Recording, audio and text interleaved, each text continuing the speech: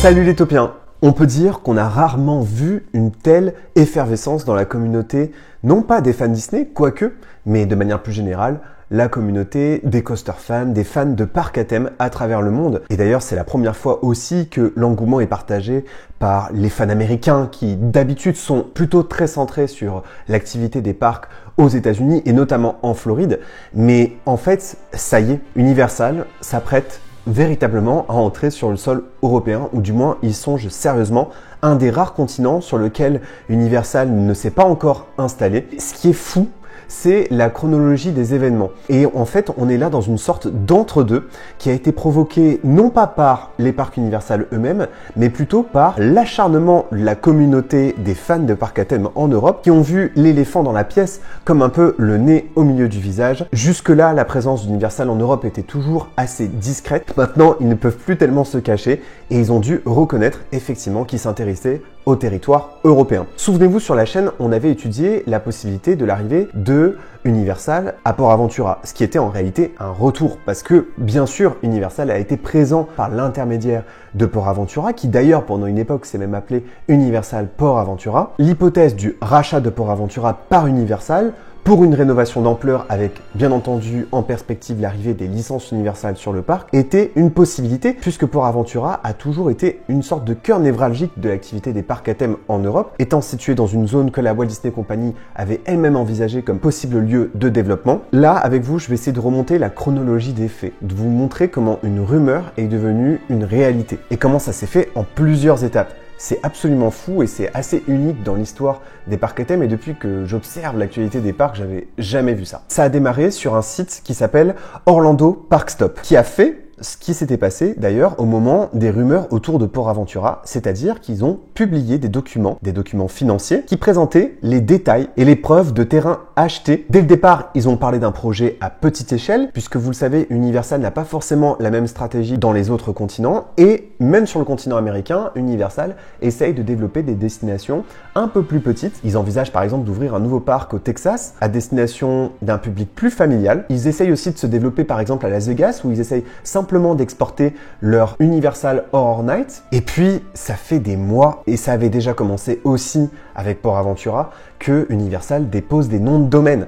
Et tous ces noms de domaine, aussi nombreux sont-ils, évoquent en réalité les possibilités. Parce qu'il y a forcément un de ces noms de domaine qui intéresse Universal. La pratique de ces grands groupes lorsqu'ils déposent des noms de domaine, c'est d'en déposer un maximum pour avoir un maximum de possibilités une fois que l'idée se concrétise et qu'on puisse se rapprocher du nom de domaine qui ressemble le plus à la marque qu'on souhaite vraiment créer. Donc c'est une sorte de précaution et d'investissement sur l'avenir, peu coûteux, mais qui permet de sécuriser le futur de ce qu'on appelle la brand safety ou du brand content sur un nouveau marché, sur un nouveau territoire. Et parmi les noms de domaine qu'ils avaient déposés, il y en avait un qui retenait particulièrement l'attention de ce site, Universal Studios Great Britain, déposé par NBC Universal Media. Ces URL, elles ont commencé à être enregistrées en septembre 2023, et jusque-là, c'était le seul élément qui permettait de faire dire aux fans qu'il se passait quelque chose en lien avec Universal et que Universal en fait explorait des pistes en Europe. Mais ça s'est concrétisé lorsque ce même site a révélé qu'en fait, parallèlement à ça, le parc achetait des terrains. Et là, par contre, ça change tout.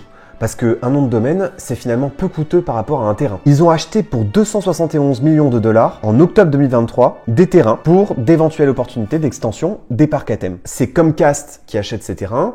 On ne sait pas pourquoi ils les achètent, si c'est forcément en lien avec un parc à thème, ça peut être une usine de construction, d'attraction. Parfois, on achète des terrains où on développe son activité à l'étranger aussi pour des raisons fiscales. Donc, c'est pas forcément pour ouvrir un parc à thème. Et puis, les infrastructures des parcs à thème, c'est pas seulement des parcs à thème, c'est aussi des usines où on fabrique les attractions. C'est aussi des bureaux où il y a des directions commerciales, des directions marketing, des bureaux créatifs. Et puis, dans ce fameux rapport financier, on parle quand même de 95 hectares acquis à Bedford, en Angleterre. Une propriété qui était à vendre, milieu d'année 2023, et qui finalement a été retirée du marché, parce que ça a été vendu. Donc ces révélations publiées le 18 décembre, donc je sais pas si vous vous rendez compte, mais le 18 décembre, c'était lundi, c'était le début de semaine, c'était que des rumeurs. Dans la foulée de ces révélations, c'est-à-dire le lendemain, la communauté s'embrase sur les réseaux sociaux. Les gens réagissent aux articles, la pression s'accentue en fait sur Universal, et dans la même journée, vous avez deux comptes, qui sont d'ailleurs des comptes Disneyland Paris, d'un côté Ali, de l'autre la chaîne YouTube Main Street News, qui partagent le même concept art,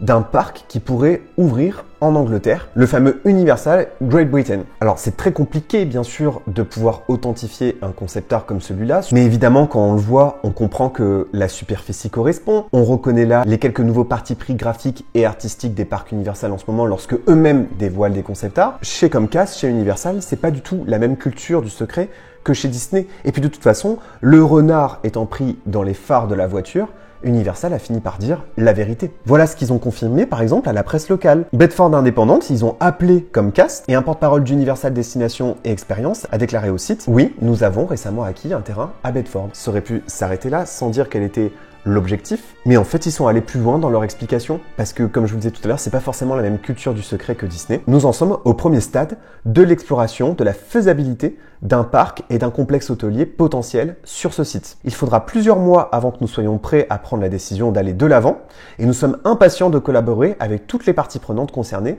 et surtout la communauté locale. Même si les fameux concept art ont fuité sur les réseaux sociaux, ils expliquent qu'ils en sont pas tellement au stade créatif, ils en sont plutôt à la planification du projet et surtout encore à la sélection du lieu. Ça entérine pas forcément ce qui se passe du côté de Port Aventura. En réalité, les parcs Universal, ça fait des années, y compris même depuis 10 ans en Europe, qui cherchent à s'implanter et qui explorent des possibilités, qui achètent effectivement ces fameux noms de domaine. Le but, c'est d'être capable d'aller sur un marché où il y a une large population qui pourrait être intéressée, où il y a déjà des industries créatives puissantes, où le tourisme, les transports fonctionnent bien, et donc forcément, la Grande-Bretagne est une destination idéale. Donc apparemment, cette zone est près des transports publics. Bedford, c'est à 70 km du nord de Londres, donc par exemple c'est seulement à 5 heures de Lille, et puis ça changerait complètement le marché du parc à thème en Europe, puisque les deux grands leaders du secteur seraient donc installés sur le continent. Ça aurait un impact forcément considérable sur la façon d'envisager le business aussi à Disneyland Paris. C'est évident, même si Disneyland Paris est en situation de grand leader sur le secteur européen, avec déjà 2 parcs d'ouverts, des superficies beaucoup plus grandes,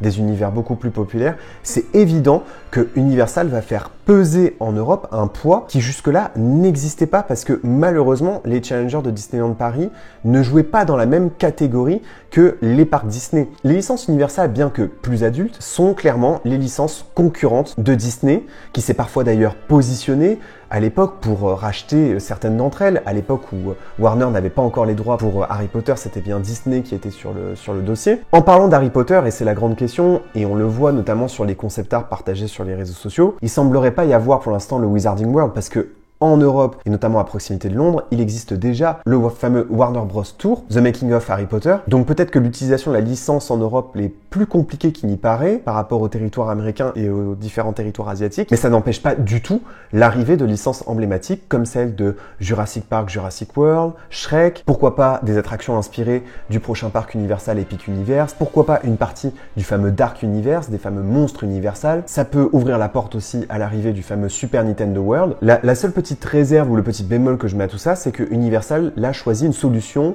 sur la base de son nouveau business, notamment à l'international, c'est-à-dire des petits parcs à thème, des petits resorts. Néanmoins, ces petits parcs Universal sont une sorte de photographie des licences les plus emblématiques et des savoir-faire les plus emblématiques d'Universal. Et cette prudence a permis une forme de succès. Et je pense qu'ils observent depuis des années, avec bienveillance, ce qui se passe sur le marché européen, mais aussi avec beaucoup de prudence, eux-mêmes s'étant retirés en fait du marché européen à l'époque de Port Aventura. Donc ils savent qu'il faut y aller avec prudence. Mais c'est donc désormais quasiment officiel. Universal s'intéresse bien au continent européen et ça pourrait donc se passer au Royaume-Uni. Comme je vous le disais tout à l'heure, ça ferme pas forcément la porte aux autres locations. On vit une époque passionnante dans les parcs à thème. Imaginez la construction de ce parc en même temps que l'arrivée de prochaines nouveautés dans les parcs Disney. Ça va quand même dynamiser beaucoup à la fois la communauté et le secteur. C'est vraiment passionnant et j'espère vraiment pouvoir en reparler très bientôt de manière plus officielle sur la chaîne. Voilà, merci d'avoir regardé cette vidéo les Taupiens. N'oubliez pas que vos rêves sont éternels. Bye!